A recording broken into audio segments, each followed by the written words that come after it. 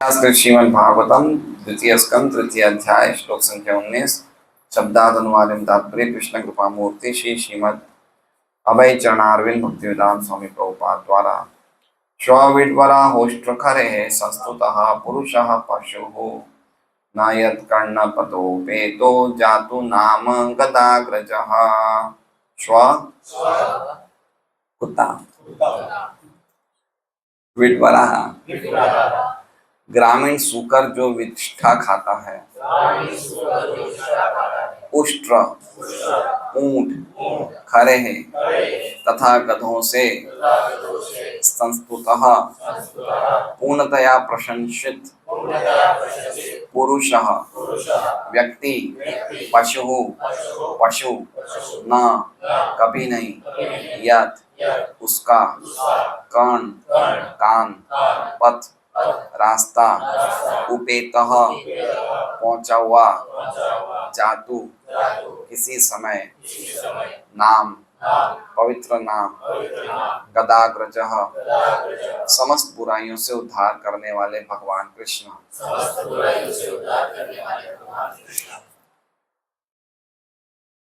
अनुवाद। कुत्तों सूकरों ऊंटों तथा गधों जैसे पुरुष उन पुरुषों की प्रशंसा करते हैं जो समस्त बुराइयों से उद्धार करने वाले भगवान श्री कृष्ण की दिव्य लीलाओं का कभी भी श्रवण नहीं करते। अब इस तात्पर्य में हमें सबको खूब पीटा जाएगा, तो आज पिटाई खाने के लिए सब तैयार रहिएगा।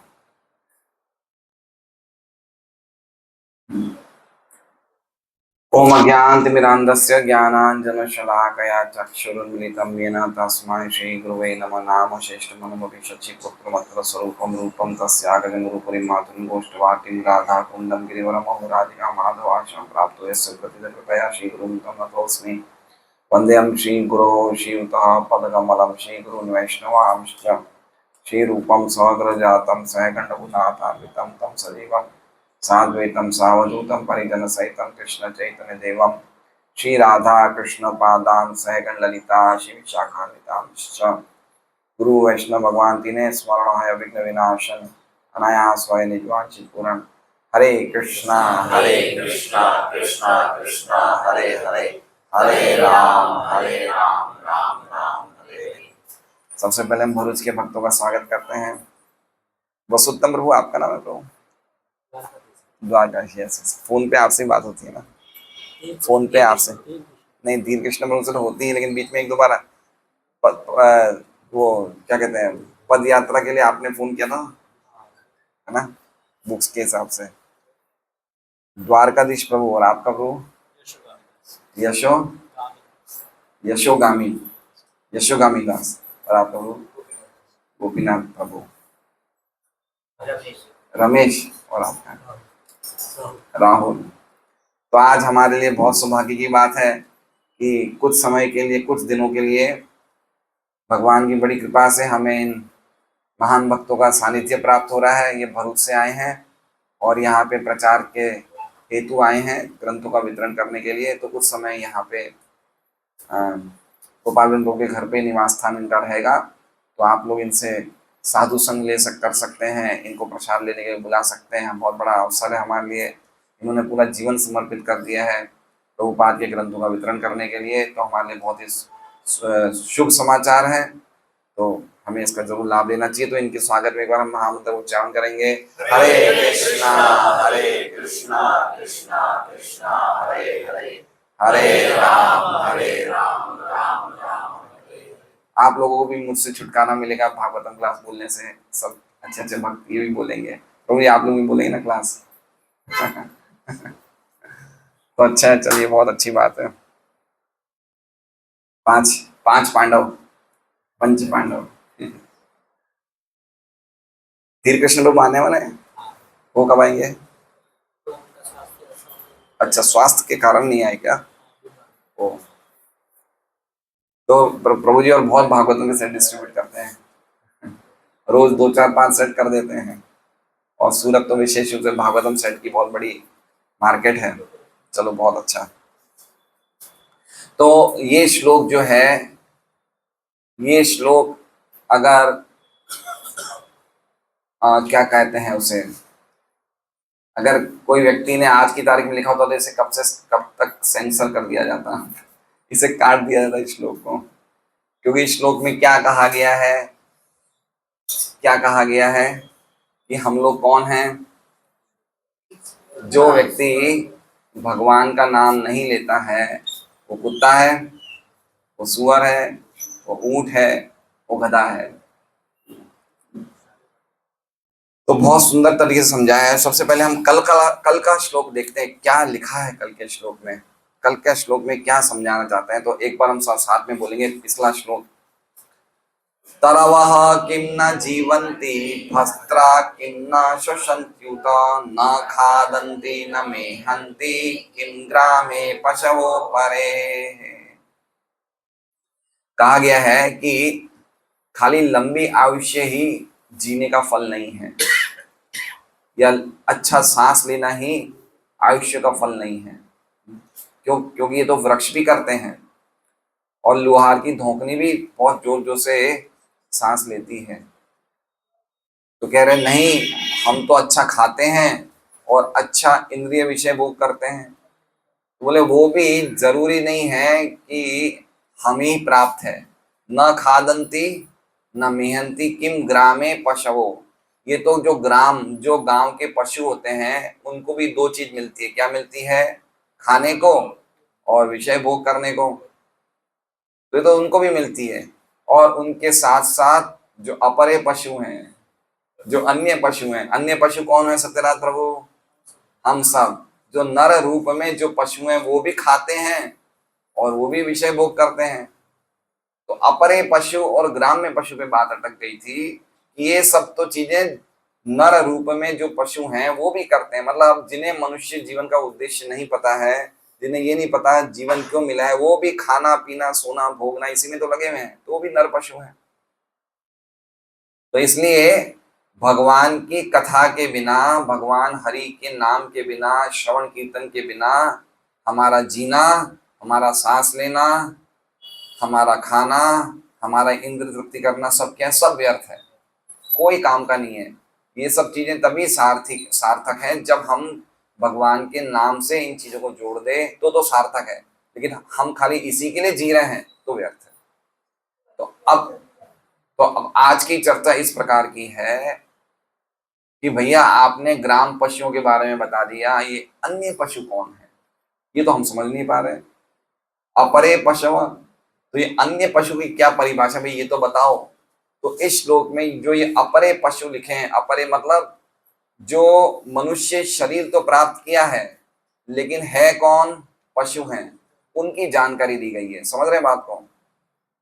इनकी जानकारी दी गई है जो जो मनुष्य पशु की तरह कार्य कर रहा है उसकी जानकारी, वो क्या करते हैं उसकी जानकारी दी गई है। जैसे हमने कहा था कि सबसे पहला श्लोक कौन सा था इससे संबंधित? आयु आयु हरति वै पुंसाम उद्यन अस्तम च यन्नसौ तस्यर्थ यक्षणोनीत उत्तम श्लोक वार्तया। तो उसमें वो व्यक्ति जो भगवान की महिमा का गायन करने में लगा हुआ है उसकी आयु सूर्यदेव क्षीण नहीं कर सकते हैं। ये इतना सुंदर श्लोक है ना? क्या हमने पढ़ा था उसमें टीका में कि जो व्यक्ति अपने समय का दान कर रहा है, किस चीज में दान कर रहा है समय का? भगवान उत्तम श्लोक की वार्ता सुनने में अपने समय को लगा रहा है, उसे क्या मिल रहा है? उसे शाश्वत जीवन मिल रहा है, शाश्वत समय मिल रहा है। वो समय को क्या कर रहा है? अपना इन्वेस्ट कर रहा है। कितना जबरदस्त श्लोक है। देखो भाई, एक तो होता है खर्चा करना और एक होता है इन्वेस्ट करना। व्यक्ति खर्चा आंख मीच के करता है लेकिन इन्वेस्ट ध्यान से करता है। जैसे मान लीजिए कि अगर सत्यनाथ प्रभु होटल में जाएंगे तो कुछ भी मंगा लेंगे, ये सब्जी वब्जी रोटी, उसमें थोड़ी ध्यान रखेगा कि मुझे क्या लेना है। लेकिन अगर इनको 5 लाख रुपए कहीं देना पड़ेगा, लगाना पड़ेगा, इनको सोचना पड़ेगा, नहीं सोचना पड़ेगा भाई ये 5 लाख मेरे वापस आएंगे या नहीं आएंगे, या इस तरह से मैं लगाऊं कि ये बहुत बड़ी मात्रा में वापस मिले।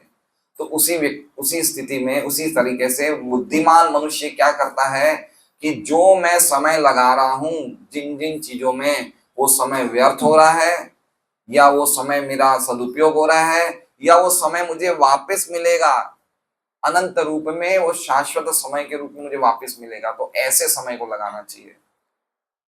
तो इसलिए समय को लगा दीजिए, किसमें लगा दीजिए? भगवान के बारे में सुनने में, शुद्ध भक्तों के मुख से, ग्रंथों को पढ़ के, हरि नाम करके समय को लगा देना चाहिए। संस्कृत प्रभु थोड़ा सा आगे आ जाइए। तो ये क्या है कि थोड़ा प्रभु द्वारकाधीश प्रभु आप लोग आगे आ जाइए, यशोगामी प्रभु।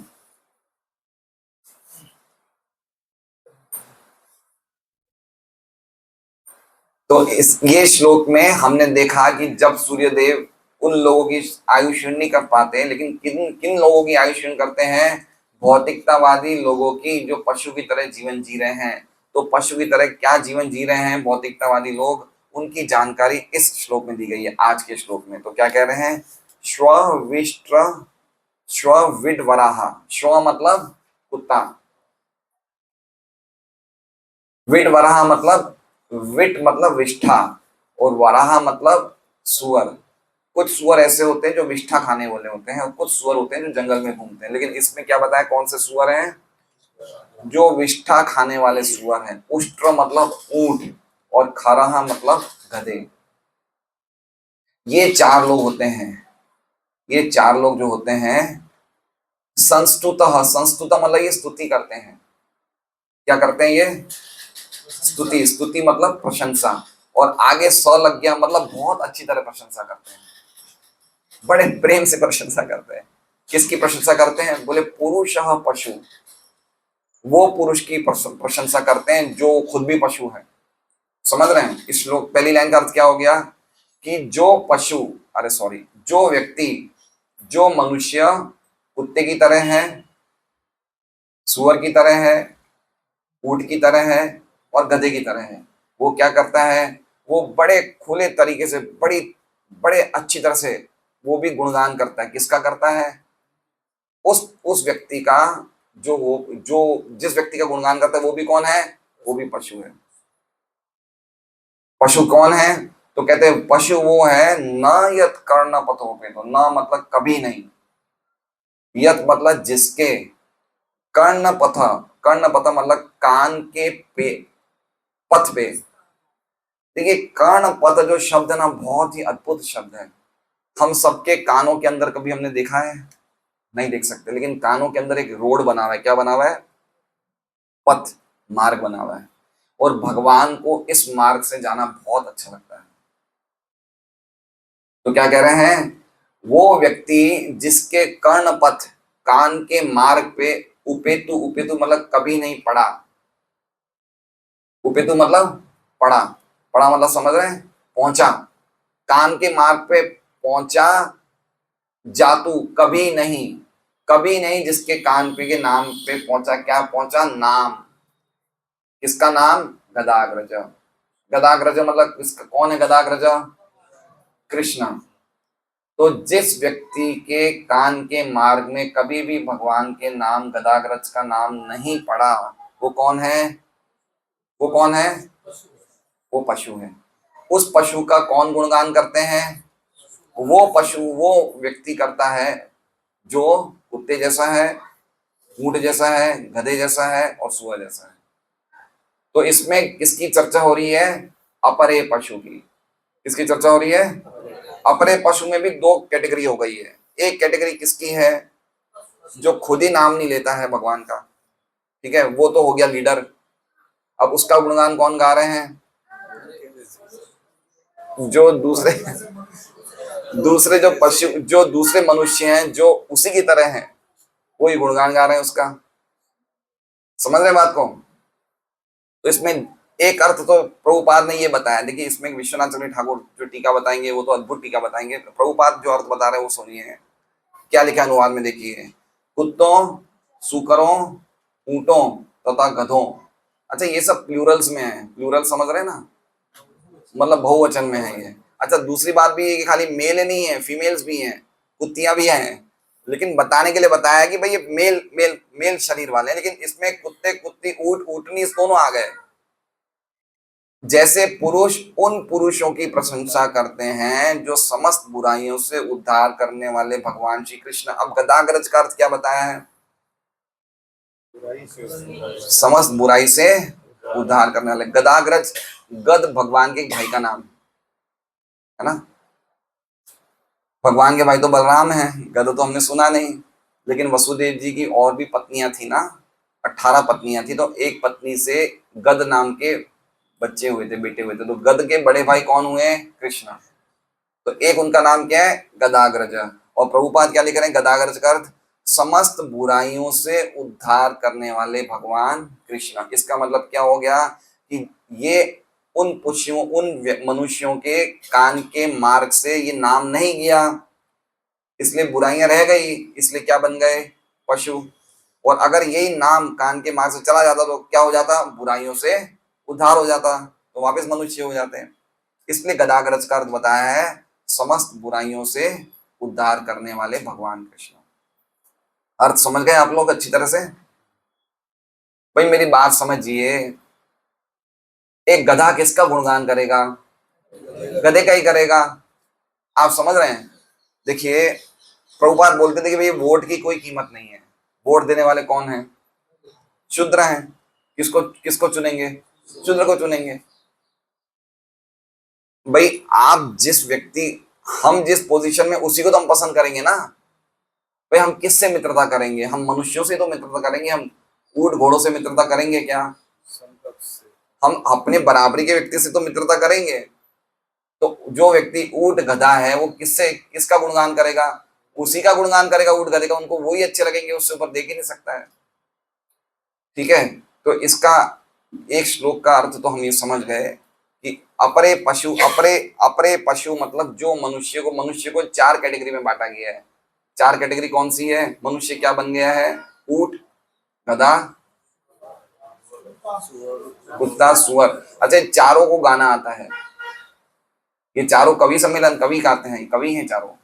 गधा गाता है, गधा बोलता है ना, कुत्ता बोलता है, सुअर भी बोलता है और ऊंट भी बोलता है। तो ये क्या गुणगान करेंगे? ये क्या गुण, इनके गुणगान की कोई कीमत है क्या? नहीं है। उसी प्रकार से अगर ये लोग, कोई इनके परिवार में अगर कोई भक्त हो जाए और ये लोग बोले कि बेटा इस उम्र में तुम भक्ति मत करो, तो इनकी कीमत है क्या कोई बोलने की? कोई कीमत नहीं है। तो इतना सीरियसली हमें नहीं लेना चाहिए।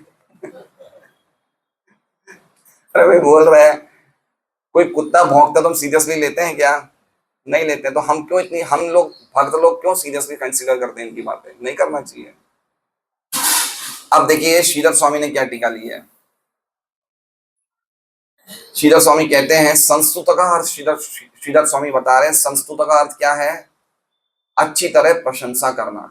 और श्रीधर स्वामी संस्तुत का अर्थ बता रहे हैं वैसा बन जाना। तो श्रीधर स्वामी कह रहे हैं कुत्ता जिसके कान में कभी भी गदाग्रज का नाम नहीं गया, वो मनुष्य पूरी तरह से अवज्ञा का पात्र है, इसलिए कुत्ता है। समझ रहे क्या बोल रहे हैं? डायरेक्ट श्रीधर स्वामी उस व्यक्ति को गाली दे रहे, क्या है ये कुत्ता है। ये नाम नहीं ले रहा है भगवान का। कौन है ये कुत्ता है, ये अवज्ञा का पात्र है। कुत्ता सबसे बड़ी अवज्ञा का पात्र है नहीं है? अवज्ञा वाला समझ रहे हैं? इंसल्ट का पात्र है नहीं है कुत्ता। ये कुत्ते की मौत मरेगा।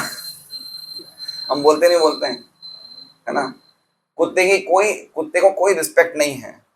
आज दिया जा रहा है एक अलग बात है, आज रिस्पेक्ट मिल रही है एक अलग बात है। बाकी कुत्ता ऐसा जानवर है कि घर के अंदर नहीं रहना चाहिए। आप कुछ भी देना चाहो बाहर दो उसे, उसको बाहर रखो, ऐसे उपयोगी है। मनुष्य समाज में कुत्ते का बड़ा उपयोग है, क्योंकि गलत व्यक्ति से वो बचाता है हमें, लेकिन घर में उसकी जरूरत नहीं है ना?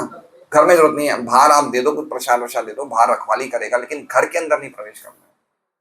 कुत्ते की कोई इंसल्ट, कुत्ते का कोई रिस्पेक्ट नहीं है। तो कह रहे हैं कि जो व्यक्ति भगवान गदाग्रज का नाम नहीं लेता है, स स्व अपि, स्व अपि मतलब कुत्ता है। फिर क्या कह रहे हैं वो, दूसरा क्या कह रहे हैं, पाप और विषयों में आसक्त होने से वो विडवरा है। विडवरा मतलब डुक्कर, मतलब गुजराती में लिखा है, मतलब सुअर। पाप और विषयों में आसक्त होने के कारण वो व्यक्ति सुअर है।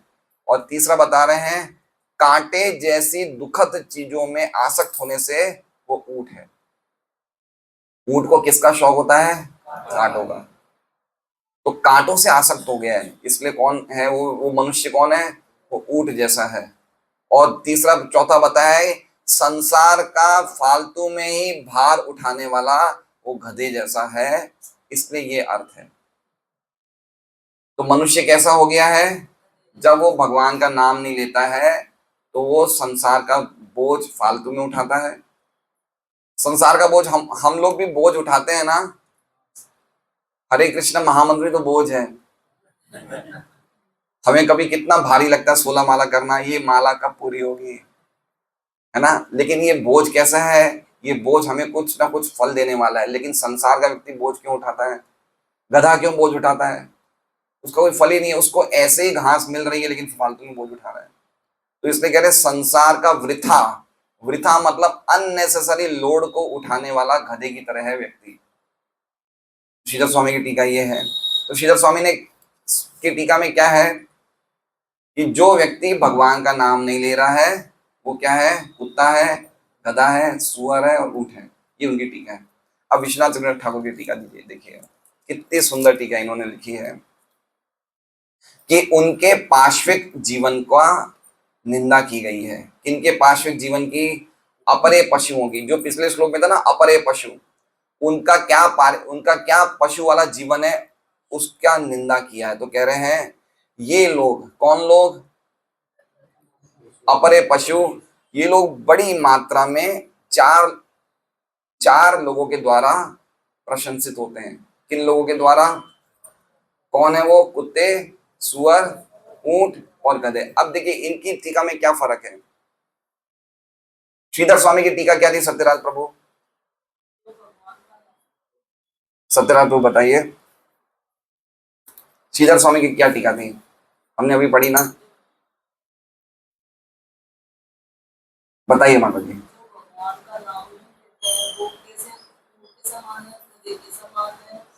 सामान्य है ही वो ऊंट है, कुत्ता है, गधा है, सुअर है। जो भगवान का नाम जिसके कान में कभी नहीं पड़ा। आप समझ रहे हैं बात को? देखिए कान में कोई चीज पढ़ने की बहुत विशेष महिमा है। हमारे भाव बदल जाते हैं जब कान से हम कोई चीज को सुनते हैं। समझ रहे हैं बात को? कान की बहुत बड़ी कीमत है। कर्ण पथे, है ना। मान लीजिए जैसे एक व्यक्ति को मैं द्वेष करता हूं, मैं उसकी शक्ल नहीं देखना चाहता हूं, अगर उसका नाम बोला जाए तो मेरे हृदय के भाव बदलते नहीं बदलते हैं? बदलते ना। खाली उस व्यक्ति का नाम सुनने मात्र से मेरे हृदय के भाव बदल जाते हैं, जिससे मेरा कोई संबंध नहीं है। भगवान हमारे स्वामी हैं, अगर उनका नाम हृदय में जाएगा तो हमारे भाव बदलेंगे नहीं बदलेंगे? इसलिए कान के पथ की बहुत बड़ी इंपॉर्टेंट है। देखिए जो चीज हम सुनेंगे ना वो ही चीज बोलेंगे। आज कितने लोग ईरान अमेरिका की लड़ाई के बारे में सुनते तो क्या चर्चा करते हैं? वो ही चर्चा करते हैं। तो अगर हम खाली कर्ण मार्ग पे, कान के मार्ग में खाली कृष्ण को ही विचरण करवाएंगे तो क्या बोलेंगे? उनके बारे में बोलेंगे।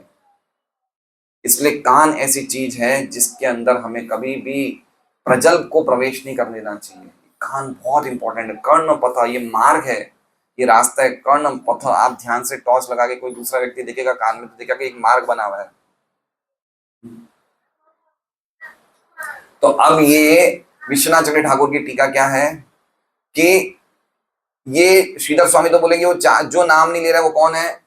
सुअर, कुत्ता, वो सब है। श्रीधर स्वामी विश्वनाथ चंद्र ठाकुर क्या कह रहे हैं कि ऐसे व्यक्ति जो नाम नहीं ले रहे हैं वो कौन है? नर पशु। और उनकी बढ़ाई कौन करते हैं बड़ी मात्रा में? कौन पशु? उनकी बढ़ाई ग्राम्य पशु करते हैं। इन्होंने चेंज कर दी टीका, क्या कर रहे हैं? इनकी बढ़ाई कौन करते हैं?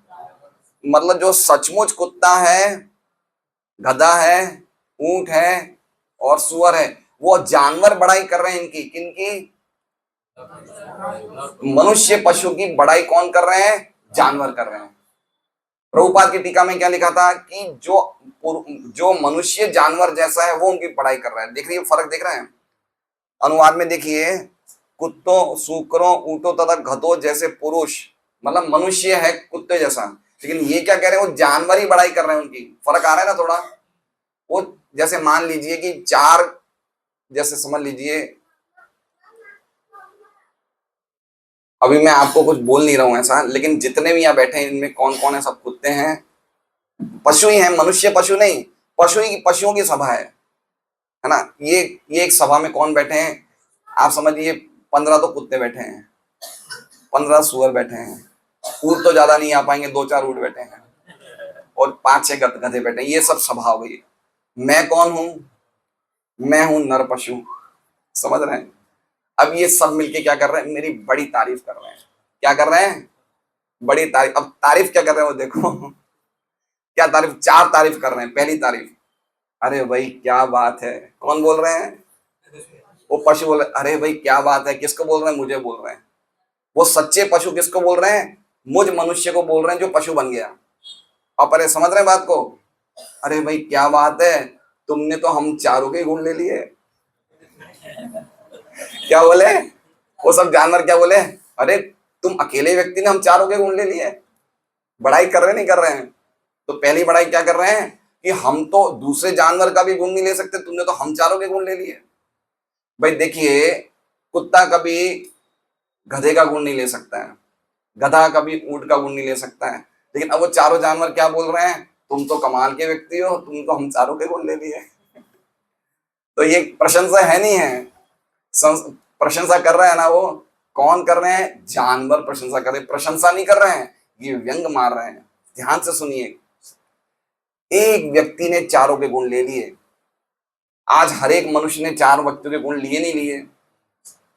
हर व्यक्ति कुत्ता है, गधा है, क्या क्या गुण है वो हम देखेंगे, ठीक है।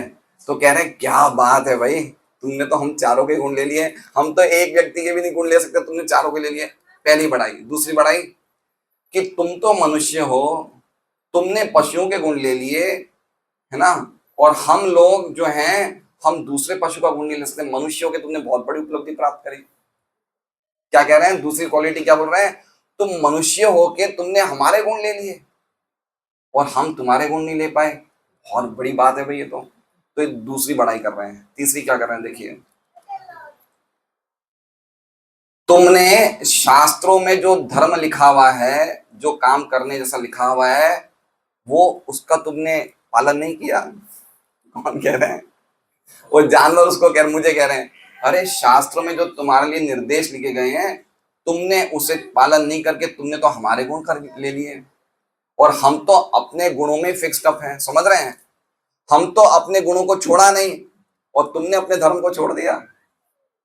एक क्या श्लोक है, आहार निद्रा भय मैथुनम सामान्य मेतम पशु नराणाम नराणाम धर्मो ही तेषाम अधिको विशेषो धर्मेण हीना।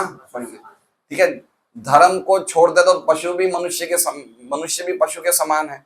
तो कह रहे हैं भगवान ने तुम्हें धर्म दिया, तुमने धर्म को छोड़ दिया, लेकिन हमने अपने धर्म को नहीं छोड़ा। समझ रहे हैं कितनी बड़ी बात बोल रहे हैं। आगे क्या कह रहे हैं, आपने हमारे गुण को बड़े राग से लिया।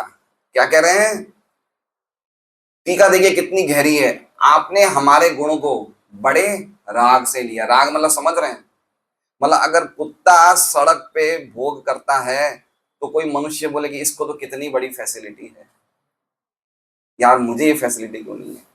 तो उसको उसका गुण कितने राग से ले रहा है ना, है ना, कितने राग से ले रहा है, उसको बड़े प्रेम से स्वीकार कर रहा है। तो ये जानवर चारों क्या कह रहे हैं कि भाई हम तो अपने गुणों को नहीं छोड़ेंगे, हमने अपने धर्म को नहीं छोड़ा। समझ रहे हैं, मतलब अगर मान लीजिए कुत्ता किसी पे भौंकता है तो कुत्ते को दंड लगेगा, लेकिन हम किसी पे भौंकेंगे तो हमें दंड लगेगा, लगेगा। तो कह रहे हैं हमारा तो प्रारब्ध से हमारे गुण फिक्स है, हमने अपने धर्म को नहीं छोड़ा, लेकिन तुमने अपने धर्म को छोड़ दिया। तीसरा पॉइंट। चौथा क्या बोल रहे हैं कि तुम्हें भली भांति पता है कि तुम हमारे गुणों को अपना रहे हो तो तुम नरक जाओगे, लेकिन हम तो बिल्कुल बुद्धि वाले नहीं है, हमें तो यही नहीं पता कि हमारा क्या होगा। क्या बात बोल रहे हैं, क्या बोले वो जानवर, बोले हमारे में तो इतनी बुद्धि नहीं है, हम नहीं समझ सकते कि हमें आगे क्या चीज मिलेगी, लेकिन तुम्हें तो पता है ना कि तुम नरक जाओगे, तो भी तुमने हमारे गुण ले लिए, तुमसे कितना महान और कौन होगा। क्या बात लिखी है ना? कितनी अद्भुत बात है, क्या टीका है ये देखिए। जानवर मनुष्य वाले पशु, मनुष्य पशु को बड़ाई नहीं कर रहे हैं, उसको व्यंग मार रहे हैं।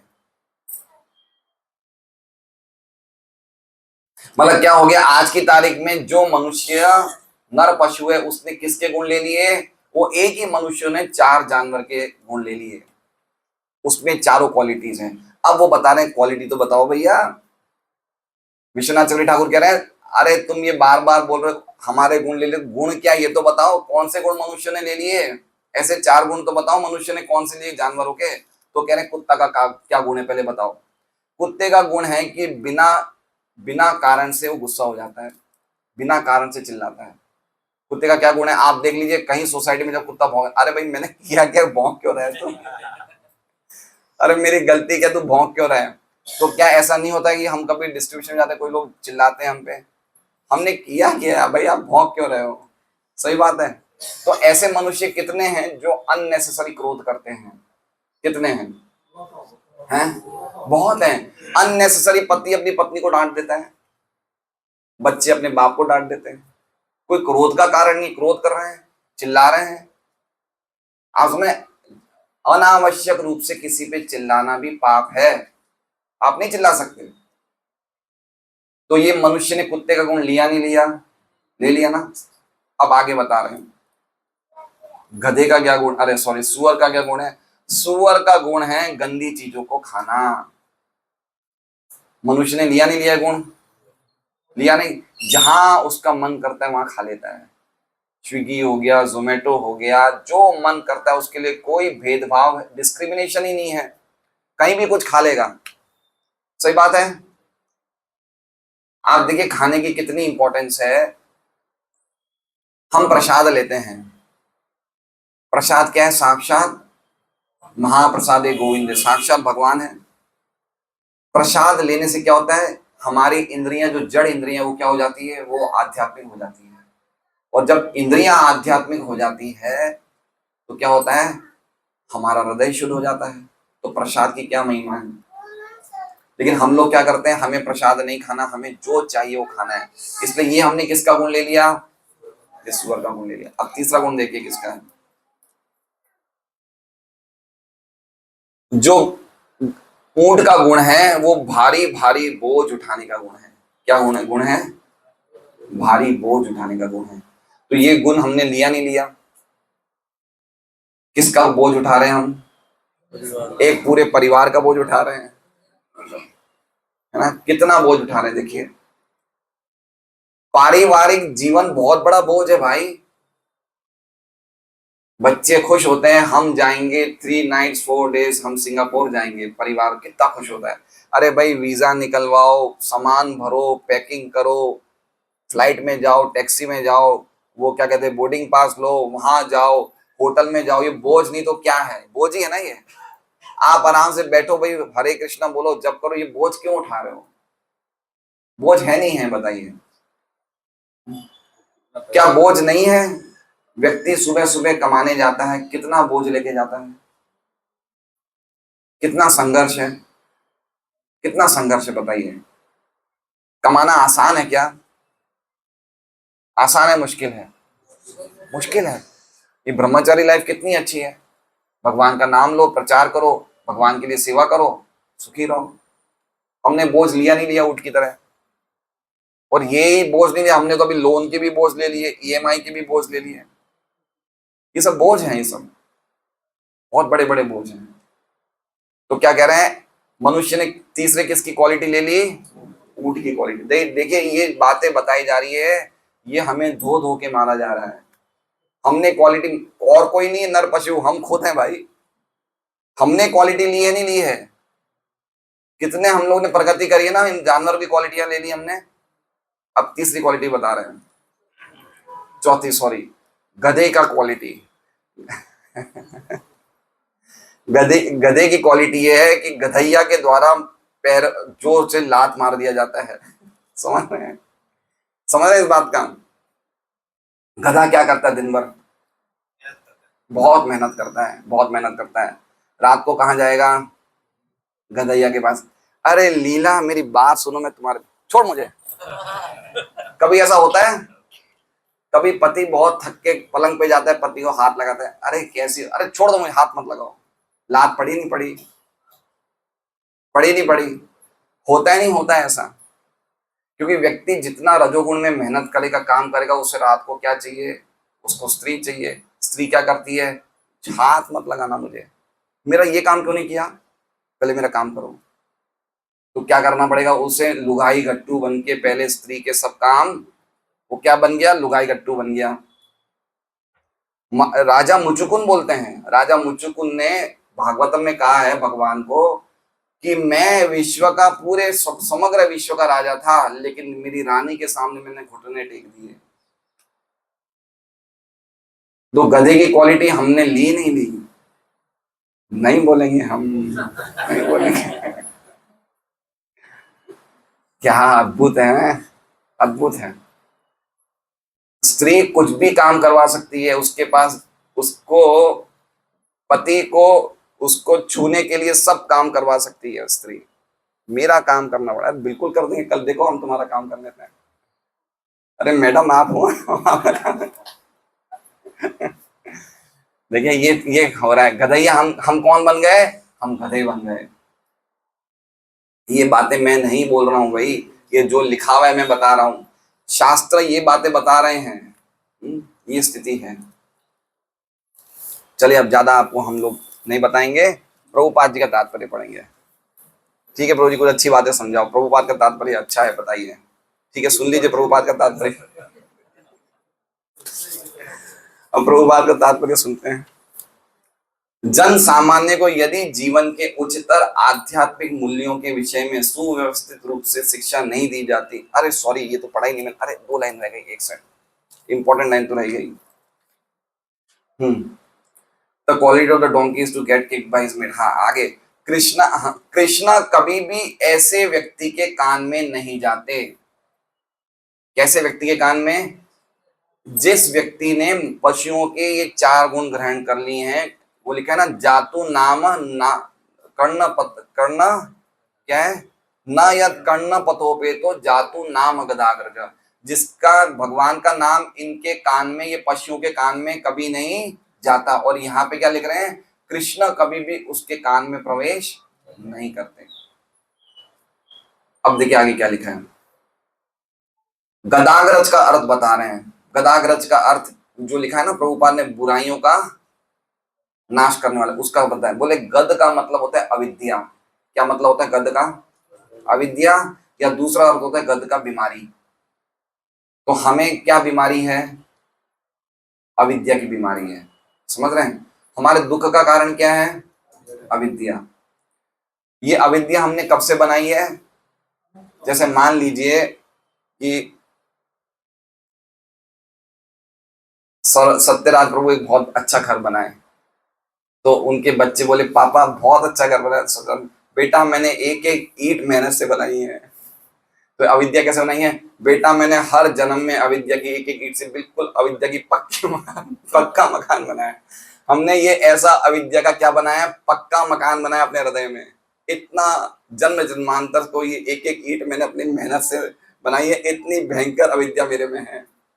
सही बात है, अविद्या का कोई ठिकाना है हमारे हृदय में, ऐसी जबरदस्त अविद्या है। तो गद का क्या अर्थ हो गया, अविद्या रूपी बीमारी। अग्र का मतलब क्या हो गया, इस बीमारी के सामने खड़े होने वाले कृष्ण।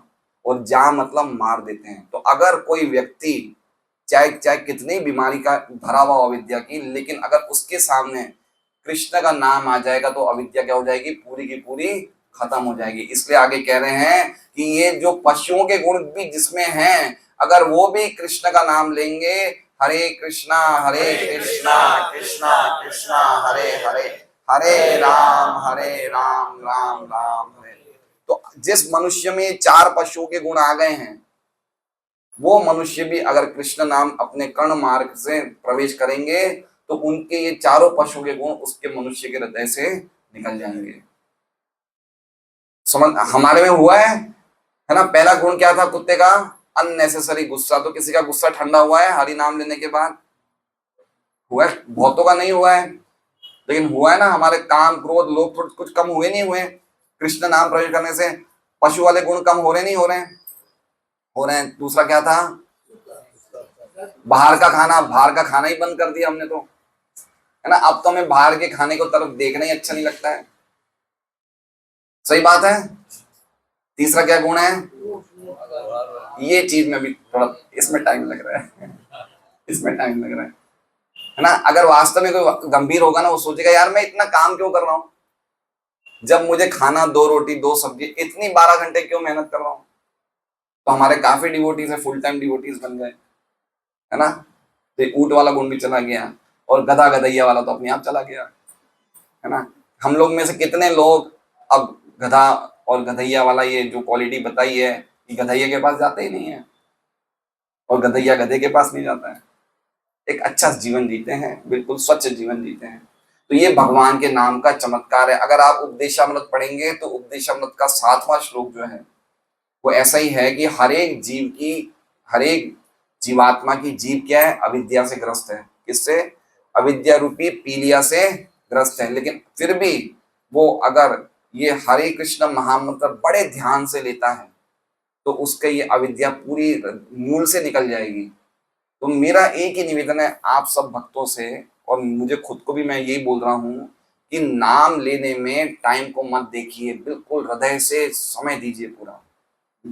5 मिनट 10 मिनट लेट हो जाएगा, तेजी में मत करिए, भगाइए मत नाम को। ये नाम क्या नहीं कर सकता है? कली काले नाम रूपे कृष्ण अवतार, नाम है तो है सर्व जगत निस्तार। हमारी सभी चीजें मिलने की, नाम चिंतामणि कृष्ण चैतन्य रस विग्रह। हम जो भी हमारी आध्यात्मिक इच्छा है उसको नाम पूरा करेगा।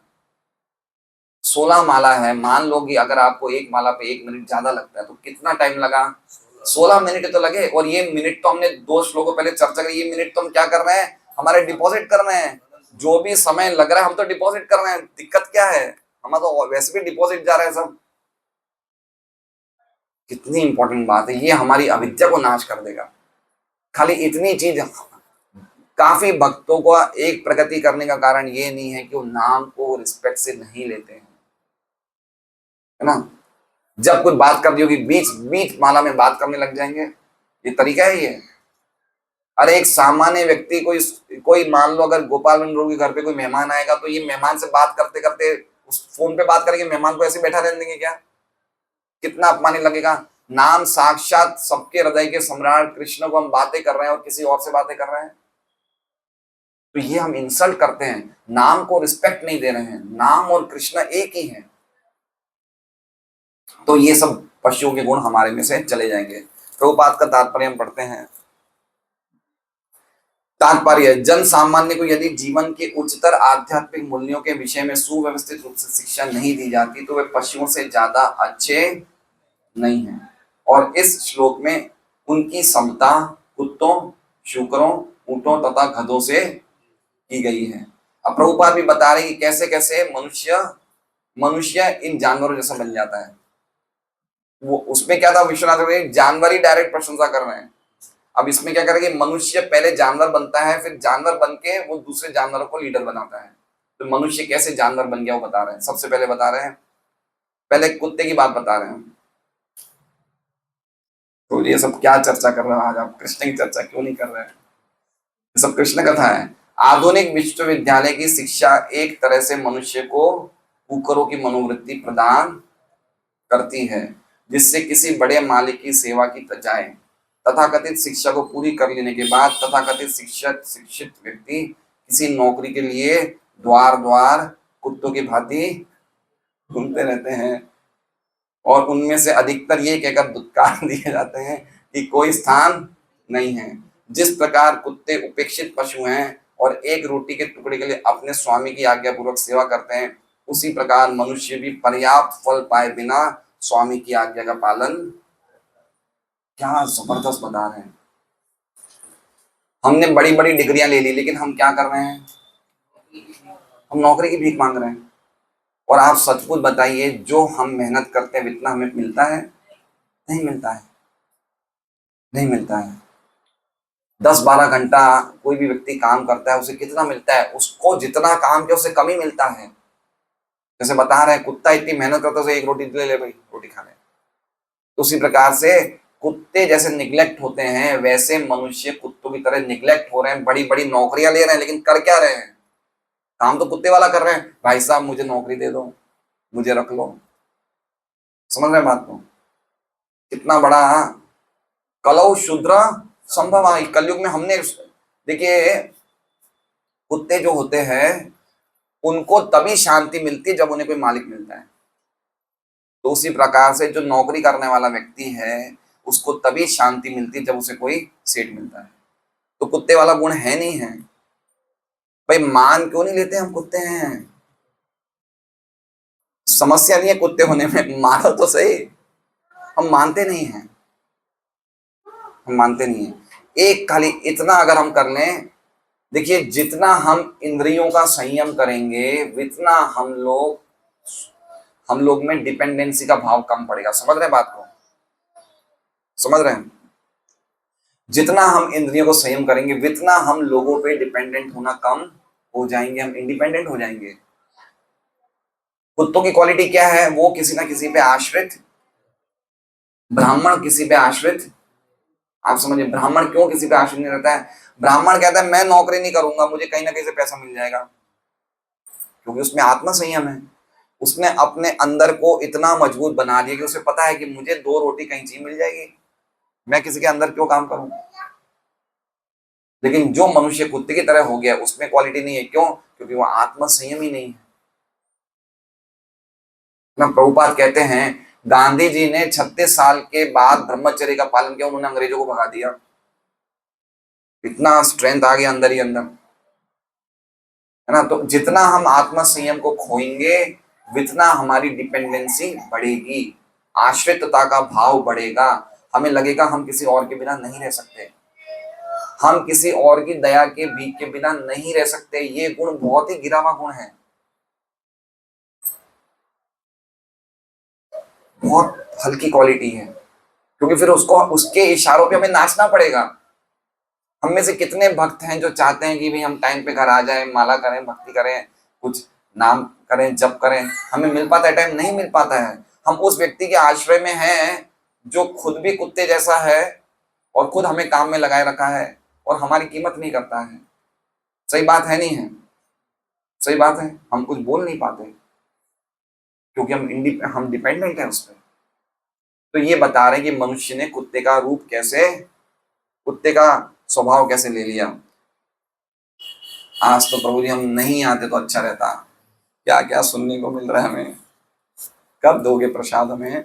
बताते बेटा, बताते हैं। जो लोग खाने के मामले में कोई विवेक नहीं बरतते और सभी प्रकार की सड़ी गली वस्तुएं खाते हैं वे शुकर तुल्य हैं। शुकरों को मल खाना बहुत पसंद है। इस तरह मल पशु विशेष का प्रिय खाद्य है। इसी तरह कुछ पशु या पक्षी पत्थर तक खा जाते हैं, किंतु मनुष्य सभी तरह की वस्तुएं खाने के लिए नहीं बना। मनुष्य खाली यज्ञाशिष्ट, यज्ञ में अर्पित भोजन प्रसाद खाने के लिए बना है। पशु आहार, हम वो तो अन्न, शाक, फल, दूध, चीनी इत्यादि खाने के लिए आया है। पशु आहार मनुष्यों के लिए नहीं है। ठोस भोजन चबाने के लिए मनुष्य में विशेष प्रकार के दांत होते हैं जिससे वो फल तथा शाक काट सकता है। मनुष्य को 2 कुकर दांत भी दिए गए हैं। समझ रहे हैं बात को? इंग्लिश में बोलते कैनाइन। ये साइड के जो दांत है ना, कोने वाले नुकीले दांत, ये किसके लिए दिए हैं भाई? अगर कोई मनुष्य ऐसा है जिसको नॉनवेज खाने के लिए, उसके लिए क्या दिए हैं? 2 ये कुकर दांत दिए हैं, जिनसे कुछ ऐसे लोगों को थोड़ी छूट मिल सके जो किसी भी हाल में सामिष भोजन करने वाले, सामिष मतलब समझ रहे हैं, नॉनवेज खाने वाले हैं। ये सबों को ज्ञात है कि मनुष्य के लिए जो भोजन है वही दूसरे मनुष्य के लिए, one man's food is another man's poison, है ना। जानवरों के लिए तो वो भोजन है, लेकिन हमारे लिए क्या है? जहर है। समझ रहे हैं? जैसे मान लीजिए एक सड़क पे चलता हुआ व्यक्ति के लिए शराब ठीक है भाई, चलो पिएगा शराब, शुद्र व्यक्ति है। लेकिन अगर नरेंद्र मोदी पी ले तो बहुत बड़ी देश में चर्चा हो जाएगी, नहीं हो जाएगी? एक व्यक्ति का भोजन दूसरे के लिए जहर हुआ नहीं हुआ? सामान्य व्यक्ति है, भूख लग रही है, रेलवे स्टेशन में वड़ा पाव खा लिया, सामान्य व्यक्ति ने, उसका भोजन हो गया। हम भक्त हैं, हम वड़ा पाव खा लेंगे रेलवे स्टेशन पे, हमारे लिए क्या हो जाएगा, जहर हो जाएगा। तो कहने का मतलब ये है कि नॉनवेज आइटम पशुओं के लिए तो सही है, लेकिन मनुष्यों के लिए क्या है, वो जहर है। समझ रहे हैं बात को? मनुष्यों से अपेक्षा की जाती है कि वे भगवान श्री कृष्ण को अर्पित भोग के बचे खुचे अंश को ग्रहण करेंगे और भगवान पुत्र पुष्प फल आदि ग्रहण करते हैं। गीता जी 9.26। वैदिक शास्त्र में कहा गया कि भगवान को कभी पशु आहार अर्पित नहीं करना चाहिए।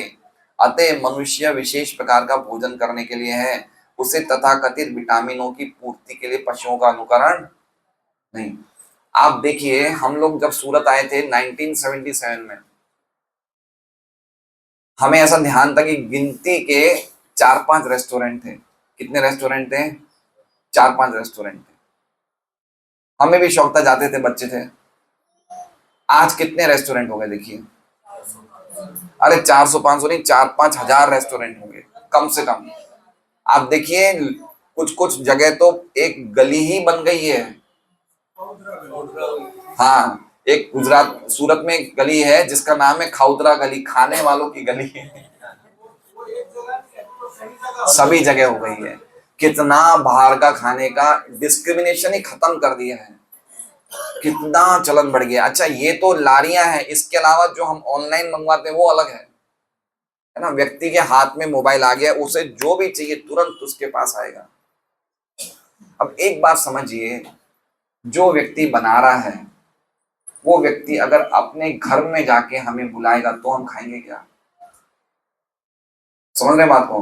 मान लीजिए एक होटल में रसोईया कोई नौकरी कर रहा है, वो बना रहा है खाना या लारी पे बना रहा है, कल को बोले भाई साहब चलिए मेरे घर पे, आज मैं आप जो जो चीजें बना खा रहे हैं मैं अपने घर पे खिलाऊंगा, वो घर में जाके खाएगा क्या?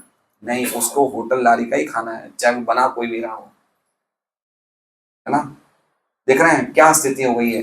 सब बने नहीं बने सुअर, सुअर है सब, ये सुअरों के गुण है। नेक्स्ट लाइफ में से सुअर बनना पड़ेगा। भगवान कह रहे हैं भाई तुम मनुष्य शरीर लेके क्यों खा रहे हो, लो सुअर बन जाओ, खूब खाओ। एक इंदौर में एक जगह है सराफा बाजार, जब मिडनाइट फूड ही होता है, 12 बजे के बाद ही वो रात को दुकानें खुलती है। सूरत में भी है ऐसी बहुत जगह, बहुत है। और 3 बजे तक पुलिस भी घूमती रहती है कि कोई केस वेस नहीं हो जाए। तो ये तो अब बहुत ही कॉमन हो गया, रात भर चलता है। वैदिक अतः जो व्यक्ति भोजन के मामले में विवेक से काम नहीं लेता उसे शुकर के तुल्य बताया गया है। ऊंट एक ऐसा पशु है जो कंटीली वस्तुएं खाने से आनंदित होता है। देखिए ऊंट की क्या क्वालिटी है, उसे कांटे की चीजें खाना अच्छा लगता है। तो हमें ऊंट क्यों कह रहे हो, हमने कुछ कांटे का खा लिया क्या? कोई मनुष्य क्या बोलेगा, ऊंट क्यों कह रहे हैं, हमने तो कभी कांटे का कुछ खाया नहीं। अब बता रहे कांटे का अर्थ क्या है।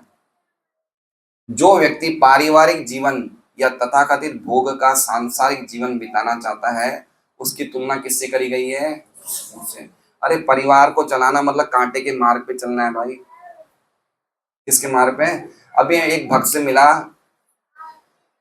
उसने अपने परिवार के बारे में मुझे बोला कि प्रभु जी मुझे मेरे परिवार के लोगों ने छाती पे इतने कीले घोंपे, मैं आपको क्या बताऊं।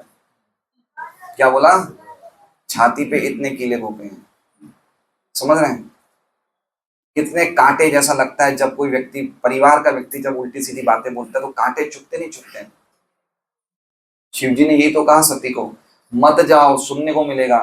बोले कोई मार दे तो ठीक है, लेकिन जब किसी के वाक्य पढ़ते ना गलत गलत, तो व्यक्ति भूल नहीं सकता उस बात को।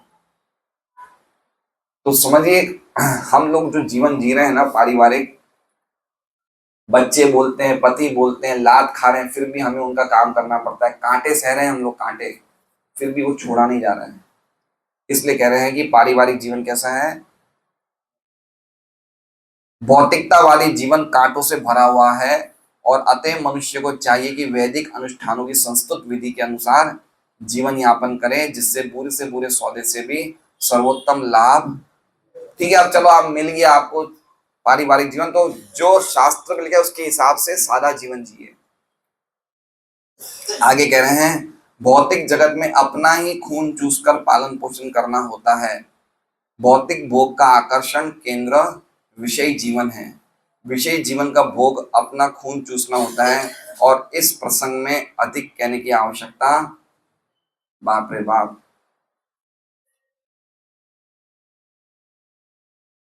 प्रभुपाद खुद बोल रहे हैं इस प्रसंग में मैं आगे कुछ नहीं कहूंगा। मतलब कह रहे हैं कि जो यौन जीवन है वो कैसा है, वो अपने खून चूसने जैसा ही जीवन है। समझ रहे बात को? तो इस विषय में हम भी आगे कुछ नहीं कहेंगे, यद्यपि हमें पता है तो भी हम नहीं कहेंगे। लेकिन आप खुद अगर पढ़ेंगे शास्त्रों को, प्रभुपाद की बुक्स को पढ़ेंगे तो समझ जाएंगे क्यों ऐसा बोल रहे हैं प्रभुपाद। ऊंट भी कटीली टहनियां चबाते समय अपना रक्त चूसता है। ऊंट जिन कंटीली टहनियों को खाता है वह उसकी जीभ को काट देती है, जिससे उसके मुंह के भीतर क्या आता है, खून आने लगता है। रक्त के साथ मिलकर कांटे मूर्ख ऊंट के लिए स्वाद उत्पन्न कर देते हैं, और वो झूठे आनंद के साथ कांटे खाने में लगा रहता है। कांटे से क्या बन रहा है, उसको खून बन रहा है। तो कांटे और खून मिक्स हो जाते हैं तो उसको क्या लगता है, बड़ा टेस्ट आ रहा है। तो अब इसकी तुलना क्या कर रहे हैं प्रभुपाद, इसी तरह बड़े बड़े व्यापारी और उद्योगपति जो विभिन्न साधनों से या संदेहास्पद साधनों से धन कमाने के लिए कठोर श्रम करते हैं, वे अपने ही रक्त से मिश्रित अपने कर्मों का कंटीला फल खाते हैं। समझ रहे हैं बात को? देखिए, व्यक्ति खाता है तो उससे क्या बनता है, खून बनता है। खून से क्या बनता है, खून से वो दिन भर मेहनत करता है, पसीना बनता है ना, क्या ना, खून पसीना एक करके मैंने किया है ये। तो खून को वेस्ट कर रहा है वो, अपने रक्त को वेस्ट कर रहा है, और उसमें क्या ले रहा है, वो आनंद ले रहा है। ऊंट भी तो ये कर रहा है। तो सुबह रक्त को वेस्ट ऐसे करता है, सुबह मेहनत करके रक्त को वेस्ट करता है, और रात को इंद्रिय भोग करके रक्त को वेस्ट कर रहा है। तो अपने ही खून में वो सन रहा है, और उसे क्या लग रहा है, मैं सुखी हूं। समझ रहे हैं बात को? एक बूंद वीर्य में 80 बूंद खून की होती है ना। तो रात को ऐसे वेस्ट कर रहा है वीर्य, तो क्या वेस्ट कर रहा है, खून वेस्ट कर रहा है, और दिन में खून पसीने के रूप में वेस्ट कर रहा है। खून में खेल रहा है, और उसे क्या लग रहा है, मैं सुखी हूं। हुआ नहीं हुआ ऊंट? इसलिए मैंने कहा था आज हमें धो धो के पीटा जाएगा। इसलिए भागवत में इन रुग्ण पुरुषों की गणना ऊंटों के साथ की गई है। बस लास्ट बचा गधा, बस थोड़ा सा वेट कर लीजिए। गधा ऐसा पशु, आज तो बड़ा, गधा ऐसा पशु है जो सबसे बड़े मूर्ख के रूप में विख्यात है। गधा कठिन श्रम करता है और खुद के लिए बिना किसी लाभ के भारी से भारी बोझ, देखिए लाभ क्या मिल रहा है गधे को, बताइए। गधा क्यों बोझ उठा रहा है, कुछ, अरे भाई तो ऐसी मिल रही है ना, आप इतना बोझ क्यों उठा रहे हो बिना प्रॉफिट। इसमें देखिए, इसमें लिखा है बिना लाभ के भारी से भारी बोझ ढोता है। ढोते के आगे क्या लिखा हुआ है, क्या मार्क है, एस्ट्रिक मार्क है ना। अभी एस्ट्रिक मार्क की एक बहुत बड़ी कीमत है। प्रभुपाद ने नोट लिखा है कि व्यक्ति, अरे भाई तुम मेहनत करो, कुछ तो प्राप्त करने के लिए करो। अगर कुछ ही प्राप्त नहीं करेंगे तो मेहनत क्या फायदा। इसलिए कहा है कि व्यक्ति को हमेशा अर्थ उपार्जन करना चाहिए। समझ रहे हैं अर्थ मतलब, समझ रहे हैं ये मनुष्य जीवन कैसा है, अर्थदम, जो सचमुच हमें वैल्यूज देने वाला है, कुछ वस्तु, ठोस वस्तु देने वाला है। लेकिन आप दिन भर सुबह से लेकर रात तक गधे की तरह काम करो, आपको मिल क्या रहा है भाई। तो जो एस्टेरिक मार्क लगाया ना, उसके आगे देखिए प्रभुपाद क्या लिख रहे हैं, बहुत ही इंपॉर्टेंट बात है। मनुष्य जीवन मूल्यों की प्राप्ति के लिए ही मिला है। ये जीवन अर्थदम अर्थात मूल्य प्रदान करने वाला कहलाता है। और जीवन का सबसे बड़ा मूल्य क्या है, ये है अपने घर भगवत धाम वापस जाना, जैसा कि गीता 8.15 में इंगित हुआ है। मनुष्य के स्वार्थ का लक्ष्य भगवत धाम वापस जाने के लिए होना चाहिए। समझ रहे हैं बात को? हर एक व्यक्ति को स्वार्थी होना चाहिए। सेल्फिश बोल रहे हैं इंग्लिश में। हमें क्या सिखाया जाता है स्कूल में? आप स्वार्थी मत बनो। सेल्फिश अच्छी भावना नहीं है, लेकिन भागवत क्या कह रही है? आप स्वार्थी बनो। स्व मतलब समझ रहे हैं खुद, और अर्थी मतलब अबे खुद के लिए तो जियो। गधा किसके लिए जी रहा है? वो लोगों के लिए जी रहा है। हम किसके लिए जी रहे हैं? हम लोगों के लिए जी रहे हैं। अरे खुद का तो जीवन देखो, मैं कहां जा रहा हूं, मैंने कुछ प्राप्त किया नहीं किया है। मैं अपने लिए कभी सोचता हूं कि मैं कहां हूं, मेरा जीवन का उद्देश्य क्या है, मुझे क्या प्राप्त हो सकता है, और मैं पूरा टाइम किसके लिए काम कर रहा हूं? गधा खुद के लिए नहीं सोचता है।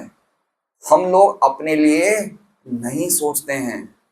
हम परिवार के लिए बहुत सोचते हैं, लोगों के लिए बहुत सोचते हैं, लेकिन मैं कहां जा रहा हूं उसके लिए नहीं सोचते। इसलिए हम कौन है? गधे हैं। लोगों के लिए बहुत सोच रहे हैं। गधा किसके लिए वजन उठा रहा है? लोगों के लिए उठा रहा है। ये बात अभी हमें समझ में और अच्छी तरह आएगी। देखिए आगे क्या लिखते हैं।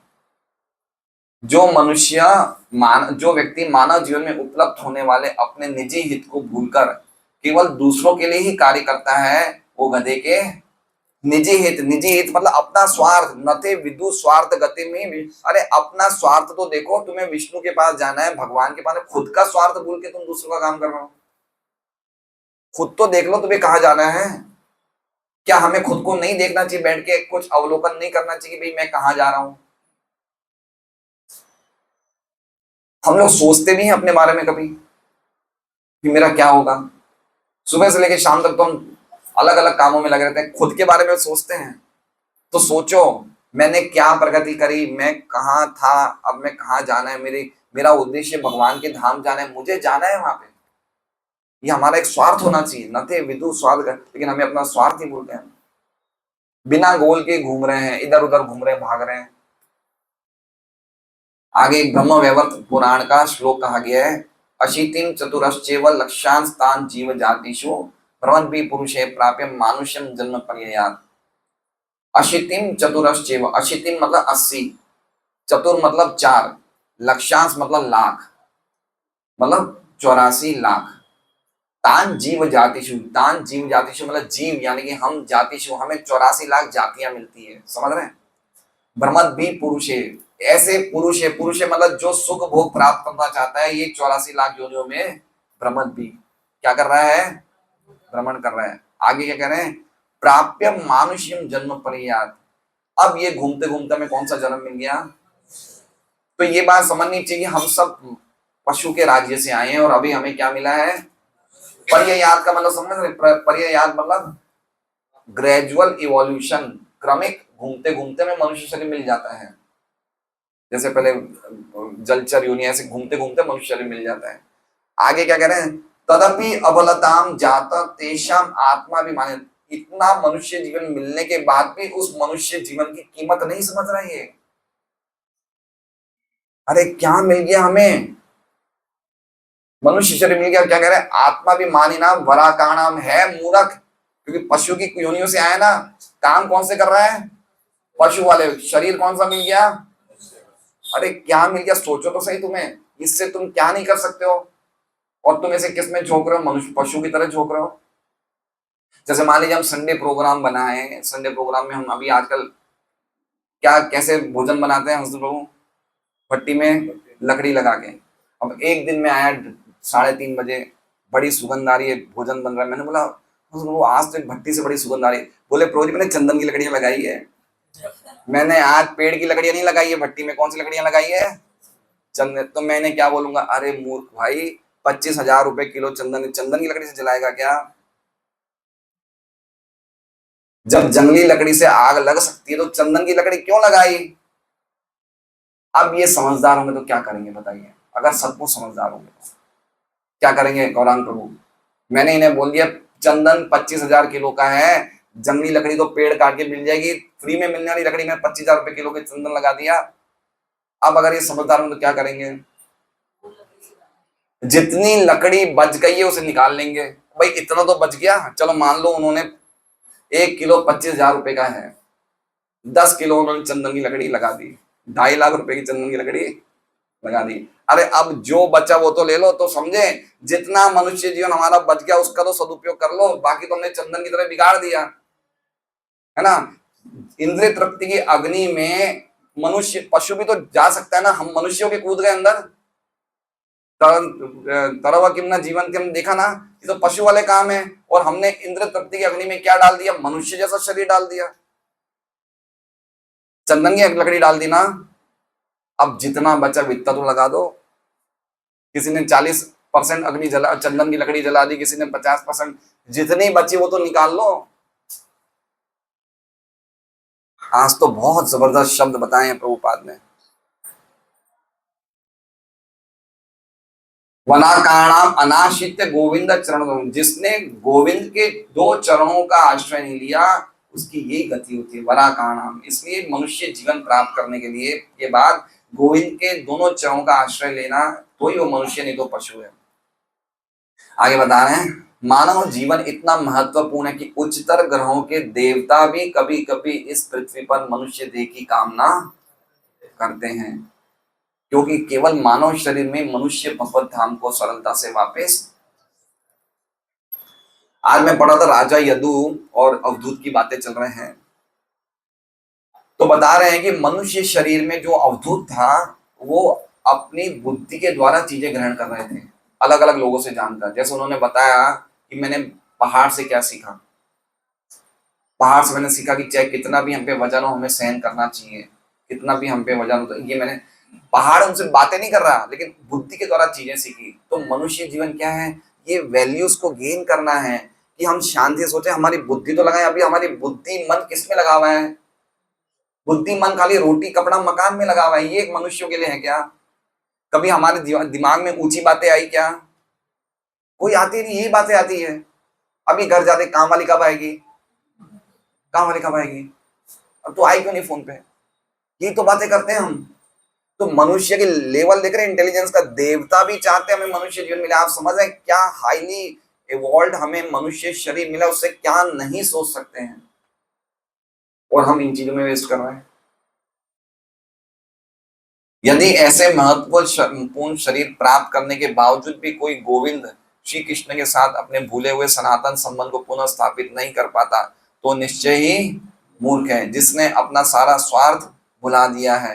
ये मनुष्य देह 84 लाख योनियों के चक्र में क्रमशः विकसित होने के बाद प्राप्त होती है, और बेचारा मनुष्य अपने खुद के स्वार्थ की महत्ता को भूलकर राजनीतिक उत्थान तथा आर्थिक विकास, राजनीतिक उत्थान या आर्थिक विकास के लिए प्रयास करने में नहीं, कार्यों में, राजनीतिक उत्थान तथा आर्थिक विकास के नेता के रूप में अन्यों को ऊपर उठाने के अनेक भ्रामक कार्यों में, समझ रहे हैं, जितने भी समाज में समाज सेवा, मानव समाज सेवा, जितने भी कार्य हो रहे हैं, ये सब क्या हो रहे हैं, ये गधों के कार्य हैं। क्योंकि अभी गधे की बात चल रही है ना, अरे भाई तू खुद को तो बचा ले, खुद को बचा ले। वो खुद को नहीं बचाएगा लेकिन अलग अलग मंडलों के नाम से चीजें चला रहा है। तो आगे प्रभुपाद क्या कर रहे हैं, इसमें भी कोई राजनीतिक उत्थान या आर्थिक विकास के लिए प्रयास करने में कोई हानि नहीं है, किंतु मनुष्य को जीवन की असली उद्देश्य को भूलना नहीं चाहिए। ऐसे सारे परोपकारी कार्यों को भगवत धाम वापस जाने के उद्देश्य के साथ जोड़, चलो ठीक है हम कोई ना कोई परोपकारी संस्था से जुड़े हुए हैं, तो उस संस्था को भी आप भगवान की भक्ति में लगा लो। जैसे मान लीजिए कि कोई व्यक्ति ब्राह्मण समाज का मुखिया है, उसे कुछ बुलाया है, भाई आप समाज के लिए कुछ बात करें, तो भगवान की भक्ति में लगे, उनके समाज के लोगों से वही प्रयास करना चाहिए। इस तरह से कृष्ण भक्ति के लिए जोड़ देना चाहिए। जो मनुष्य ये नहीं जानता वो उस गधे के तुल्य है जो दूसरों या अपने कल्याण की परवाह न करके केवल अन्यों के लिए ही कार्य करता है। सामान्यतः दो भी गधे को रखता है। गधे को कौन रखता है? जिसकी सामाजिक स्थिति सम्मानजनक नहीं होती। किसकी सम्मानजनक स्थिति नहीं होती? धोबी की। धोबी, नाई, ये सब कोई सम्मानजनक स्थिति नहीं होती है। और गधे की सबसे बड़ी विशेषता यह है कि गधी द्वारा उसे दुलत्ती मारे जाते रहने पर वो उसका अभ्यस्त हो जाता है, प्रैक्टिस होता है। उसको प्रैक्टिस हो जाती है, भाई मुझे तो मार खानी है, और उसे अच्छा लगता है, अभ्यस्त हो जाता है। आज आपके पास चर्चा के लिए काफी चीजें हैं, दिन भर इनमें ही चर्चा करिए। जब गधा मैथुन के लिए ललचाता है तो गधी दुलती जाती, फिर भी गधा मैथुन के लिए उसके पीछे पीछे लगा रहता है। अतः स्त्री के गुलाम मनुष्य की तुलना गधे से की जाती है। स्त्री के गुलाम को इंग्लिश में कहा जाता है hand packed husband. Hand packed मतलब लुगाई, मारवाड़ी में क्या कहा जाता है? लुगाई गट्टू। तो ये एक ही दिन में सब सुनाओगे क्या? हमें नहीं रुक जाइए, अभी और भी है। जन सामान्य इस कलयुग में विशेष रूप से अत्यधिक श्रम करते हैं। इस युग में मनुष्य गधे के कार्य में लगा रहता है। वो भारी बोझा ढोता है और ठेला तथा रिक्शा। प्रभुपाद ये क्यों लिख रहे हैं? क्योंकि कैलकाटा में ठेले खींचे जाते हैं। अगर आपने देखा हुआ, कैलकाटा में लंबे ठेले होते हैं लकड़ी के, हैं? अहमदाबाद में भी है क्या? और कितना परिश्रम करते हैं, है ना? कितना परिश्रम, कितनी मेहनत लगती है ठेला खींचने में, लेकिन मनुष्य गधे की तरह लगता है। बड़ी बड़ी फैक्ट्रियां तथा कार्यशालाओं में भी श्रमिक गण ऐसे भारी काम में लगे रहते हैं और दिन भर कठिन श्रम करने के बाद फिर से बेचारे मजदूर को घर पर न केवल काम सुख के लिए अपितु अनेक घरेलू कार्यों के लिए भी उसका स्त्री लतियाती रहती है। समझ रहे हैं कितना काम बढ़ गया? अभी मुझे पता चला कि बैंक में 12 बजे तक काम की ड्यूटी आ गई कुछ कुछ बैंकों में। विजय जी,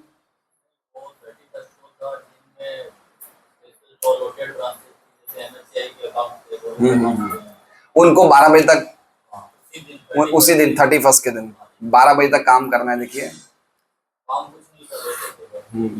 तो कितना काम का लोड बढ़ गया है, कितना काम का लोड। आजकल कुछ दुकानें तो 10-11 बजे तक खुली रहती है। कितना परिश्रम बढ़ गया है। और आप जितना परिश्रम करोगे, जितनी मेहनत ज्यादा करोगे, उतना आपको काम सुख की इच्छा बढ़ जाएगी। क्योंकि दोनों मोड ऑफ पैशन है। ज्यादा काम करना रजोगुण की निशानी है और काम सुख भी रजोगुण की निशानी है। तो जितना आप मेहनत करोगे, शारीरिक मेहनत करोगे, आपको चीज चाहिए ही चाहिए और आपको लाभ खाओगे फिर आप।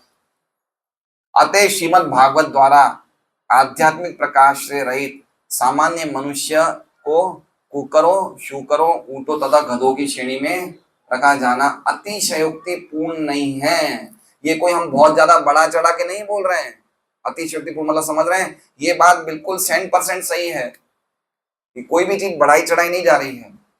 और हम खुद भी देख सकते हैं हमारे जीवन में, हम इन चारों गधों की, कुत्तों की क्वालिटी से निकले नहीं निकले? सरोज माता जी, हम सब निकले हैं। हम सब निकले इन क्वालिटी से, चाहे हम माने नहीं माने, लेकिन हम निकले हैं।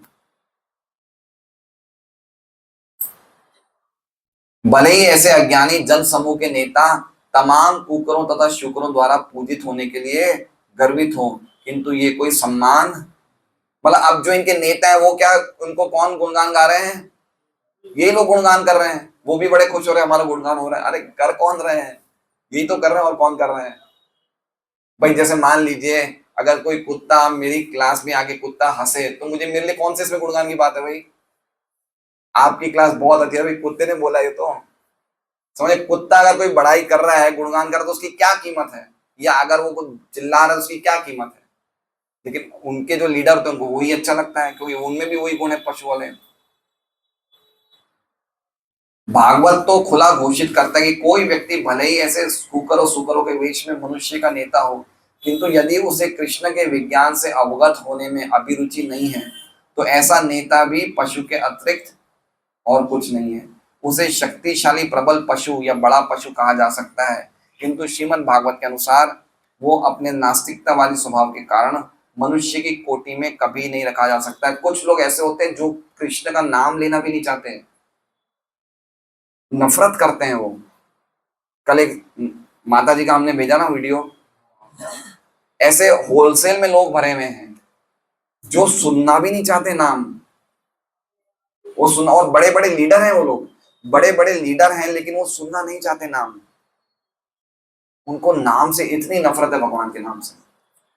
अभी भी हमारे पास कोई फोन आते हैं, वो बोलते हैं हेलो सर, तो हम बोलते हैं हरे कृष्ण, तो हरे कृष्ण नहीं बोलती, वो चुप रह जाएगी। मैंने बोला आप हरे कृष्ण तो बोलो। हाँ सर, हाँ सर। इतना इतना नाम लेने में इतना कष्ट होता है, इतना कष्ट होता है नाम लेने में। एक बंगाली, एक बात है, कहानी है, एक बेटे ने माँ को बोला, माँ हरे कृष्णा बोलो। क्या बोला? माँ ये 2 शब्द बोलो। क्या 2 शब्द? हरे कृष्णा बोलो। माँ ने क्या जवाब दिया? बेटा मैं ये नहीं बोल सकती। कितने शब्द बोले? 6 शब्द बोले, लेकिन हरे कृष्णा, देखिए हरे कृष्णा नहीं बोला, लेकिन क्या बोला? बेटा मैं ये नहीं बोल सकती। ये हम तो जानवर जैसे हो गए ना, जानवर जैसे हो गए हम लोग। अथवा दूसरे शब्दों में कुकरों सुकरों जैसे व्यक्तियों के ईश्वर विहीन नेता पशुओं से भी बढ़कर हैं, जिनमें पाश्विक गुणों का अनुपात अधिक है। हरे कृष्णा। श्रीमद् भागवतम की जय।